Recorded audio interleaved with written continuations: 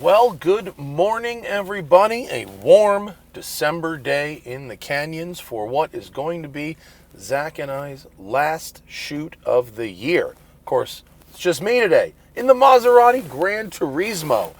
They've relaunched this car, and even though it looks very similar to the one they made before, that they haven't made for 4 years now, it is all new, and it is very, very cool.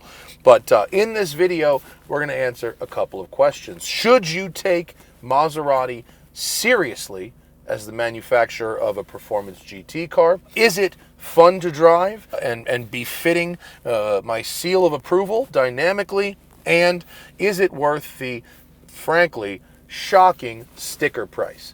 We will answer those questions in today's video. Boilerplate items, all new and new interior, restyled exterior, and now featuring the Nettuno 3-liter twin-turbo V6. This being the Trofeo, the fast version of the Gran Turismo. It is 542 horsepower at 6,500 RPM, 479 pound-feet at 3,000 RPM. It's all-wheel drive, as all Gran Turismos are now all-wheel drive, and the engine is mounted completely behind the front axle, making this a front mid-engine vehicle. It's part of the reason it's got that very long schnoz, sort of like the Ferrari 812. 0 to 60, Maserati says 3.5 seconds. They say 11.7 in the quarter, and a top speed of 199 miles an hour. Again, those are Maserati's quoted numbers. No one has done instrumented testing on one of these yet. Weight ranges, and when I say ranges, I mean no one's put one on a scale yet. So I've seen numbers as low as 3,900 pounds, as high as 4,500 pounds. By driving it, my guess would be it leans towards the lighter side of that, and I'll explain why while driving.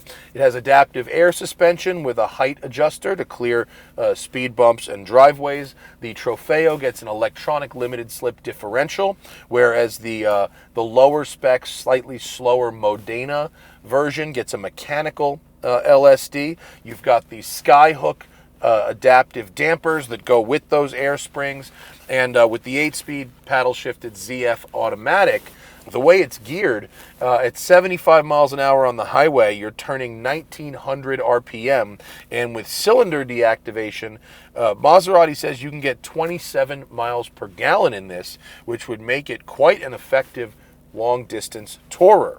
Let's go for a drive and talk some more. You've got your shifter buttons here. Kind of annoying to get used to, especially in the beginning. They're hard to see, strangely enough. And then we've got our drive mode selector.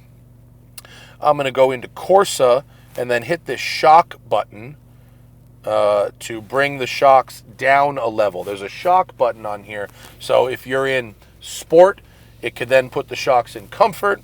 If you're in Corsa, it will then put the shocks in Sport. Okay? Corsa mode also turns off a bunch of driving assists, traction control, and adaptive things, and lowers the ride height below normal for aerodynamics. So we'll start in Sport, and then we'll go to Corsa on the way back up the hill. 0 to 60, like I said, 3.5, and we'll just demonstrate that now. Guys, today's video is brought to you by Factor. You know them. We've been talking about them for a long time, and Factor solves an important problem in my life. Maybe it's an important problem in yours too. You know what happens? I forget to eat. I book myself out. I'm too busy. And then by the time I get hungry, it's fast food, easy food, possibly unhealthy food, right? Planning for those meals is hard. We're busy. We got family, it's the holidays, or we got work, we got travel. Factor makes it so easy. They make meeting your nutritional goals easier than ever by delivering fresh, never frozen, dietitian-approved meals right to your doorstep. Their team of gourmet chefs create each meal using only ingredients with integrity to help you feel your best all day long. Eating right when you start to feel hungry, that way you don't overeat or make bad decisions. You can skip the overpriced takeout trap, pay all those food delivery services. That stuff adds up quick. Factor's cheaper and more delicious than takeout, plus way easier. Chef-crafted, restaurant quality, ready to eat in just 2 minutes in the microwave. They've got everything I need for a week of flavorful, nutritious eats. In addition to the meals, there's these cold-pressed juices and shakes, including this brand new one, Cold Brew Latte. It has real caffeine in there, and it's got no dairy. Oh, that's good. That's good. It's got protein, it's got fiber, and it's got 110 milligrams of caffeine. Really like that one for the in-between meal pick-me-up. Plus, they've got the Gourmet Plus meals if you want to treat yourself as part of your weekly options, which means you can get a little gourmet with everything else. And the steak and the cook on the grilled chicken and the steak, it's ace even once you've reheated it. Get it now. Go to factor75.com or click the link in the video description and use code TST50 to get 50% off your first Factor box. That's factor75.com. Click the link below. Use code TST50 to get 50% off your first Factor box. And thank you to Factor for sponsoring today's video. Tangy beef with potatoes. It's almost like a beef sloppy joe kind of thing, but like on a sliced roasted potato. I'm into that one.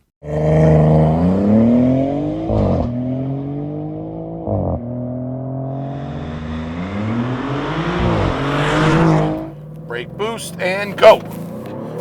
Gets out of the hole real nice. No ceramic brakes, but still pretty effective. First thing I know, first corner is, wow, the turn-in. The turn-in is excellent. The steering rack is very sharp. They've kind of gotten this from the big brothers over at Ferrari. You do not have to input too much steering to make this thing go around a corner. And although it looks like a big car on the outside, what I like about it is it doesn't really feel like such a big car on the inside compared to like the BMW M8 Competition, which feels like a very heavy, bulky thing, even though it's very fast. This feels sort of slim and athletic. It doesn't feel too wide. It doesn't feel like you're sitting in a cave. The view out the windshield over the low cowl and the low nose with those wheel arches, that's fantastic. And it sort of reminds me of the Ferrari 812, except without that big hood bulge from the 12-cylinder engine.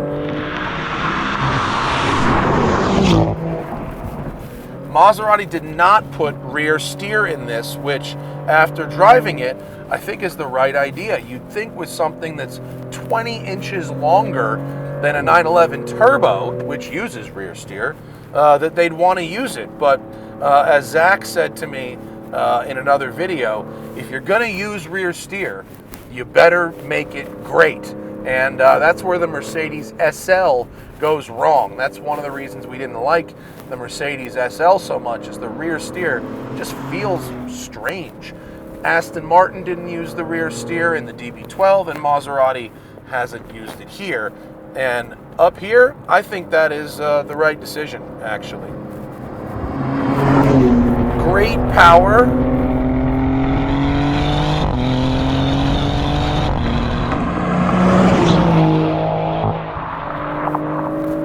You know, 542 horsepower isn't an internet-killing number anymore. You guys might not be that impressed, but the fact is, in the binary, does it feel fast? Check one, yes, no.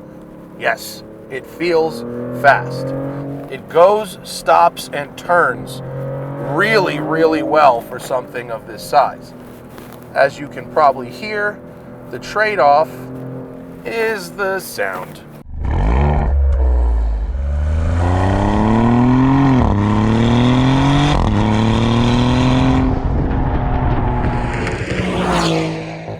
This had one of the greatest sounding V8s ever. Maybe not the greatest engine ever, but it sounded unbelievable. The big brother Ferrari 812 has the V12, one of the greatest engines on sale right now. And although the Nettuno engine is super effective, it's very powerful, it's very efficient, and it's very compact. All good things. It just doesn't sound that great for a semi-exotic GT car compared to some of the V8s offered in the competition. But man, does it make the power. 8-speed gearbox, responsive as always, right? It doesn't really snap those downshifts, but it doesn't upset the chassis either. You can change gear at any time, even at the mid-corner. All right, let's flip around and we'll hit Corsa on the way back. Oh, something very strange. Now I have big feet. I have a size 12, but when I go from the gas to the brake, my toe is like hitting something in the pedal box. It's weird. And if I bring my heel a little farther back in a way that's manageable but not optimal, I don't hit it anymore. We're going to go to Corsa now. The suspension is lowering down. I'm getting that indicator. All my assists are off here. So if I keep my foot where I want it, I'm running into some interference between the gas and the brake. Very strange.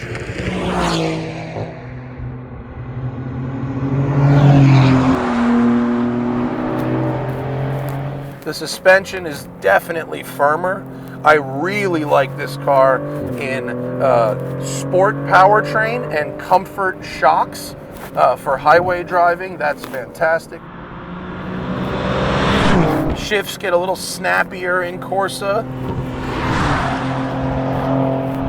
Everything feels very hunkered down. The heads-up display goes to a more Formula One style horizontal tack thing. Got my G-force meter up on the screen here.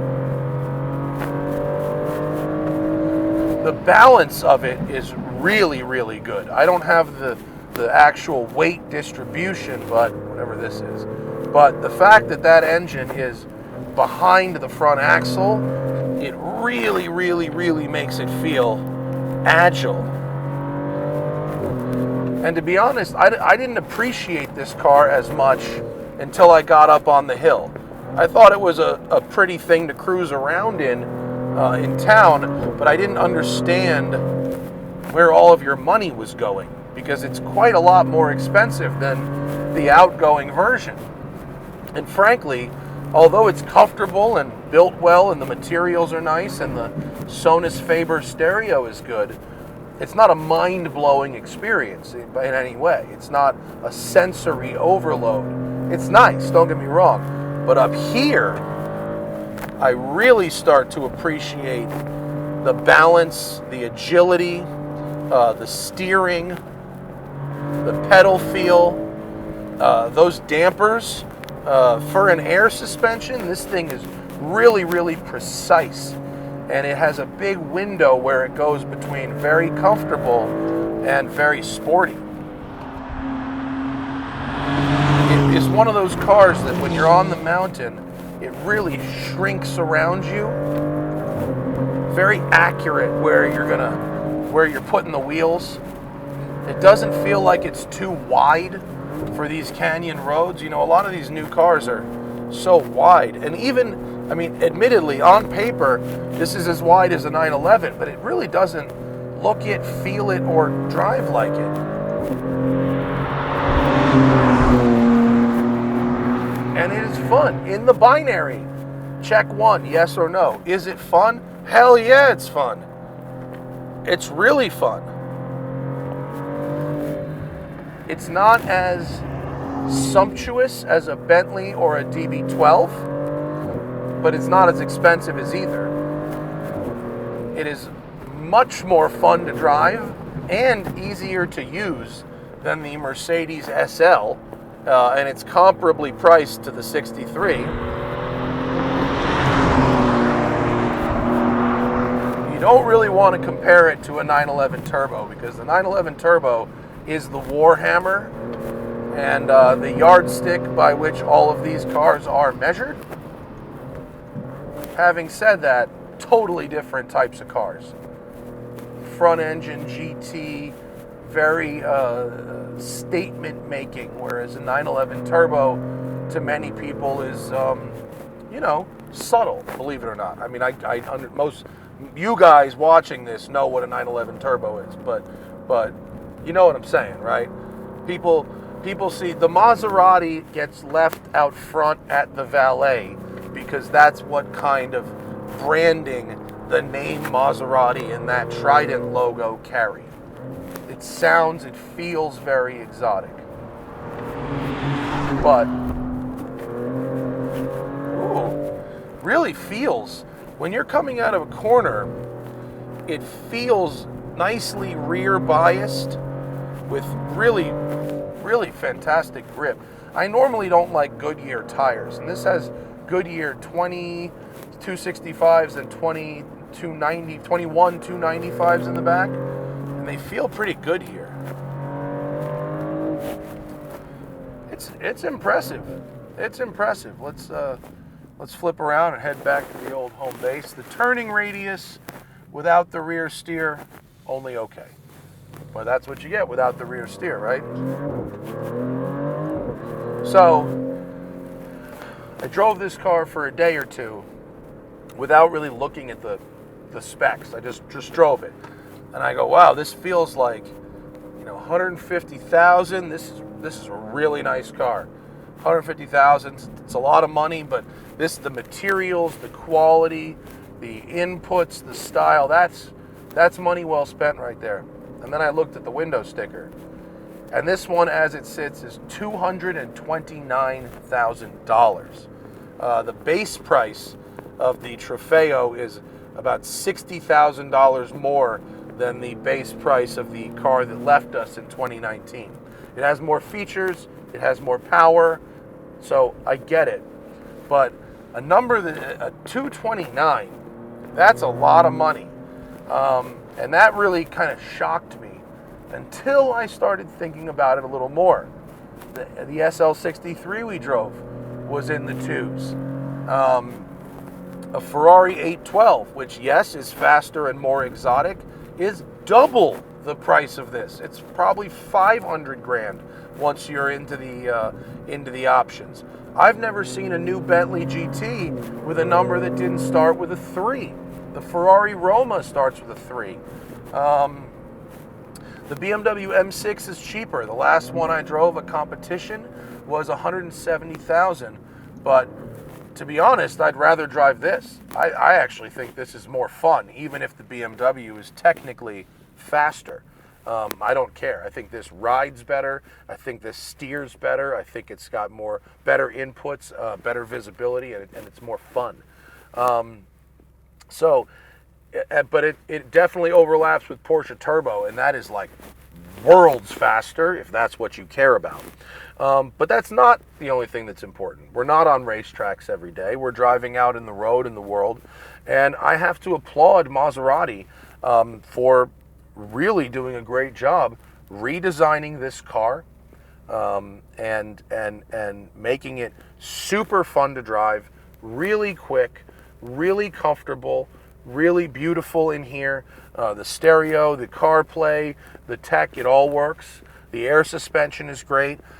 There's not a lot to complain about here, honestly. The price is high. It even overlaps a bit with the MC20, which is pretty crazy. I would rather have an MC20, obviously. But the price is high, but it fits in between where it should fit. A little bit cheaper than a DB12? Yeah. A little more expensive than an M8 competition? Yeah. And a lot cheaper than a Bentley GT, a Roma, or an 812? Yeah. Okay. These cars are really expensive now, and that sucks. But I understand why this is priced where it's priced.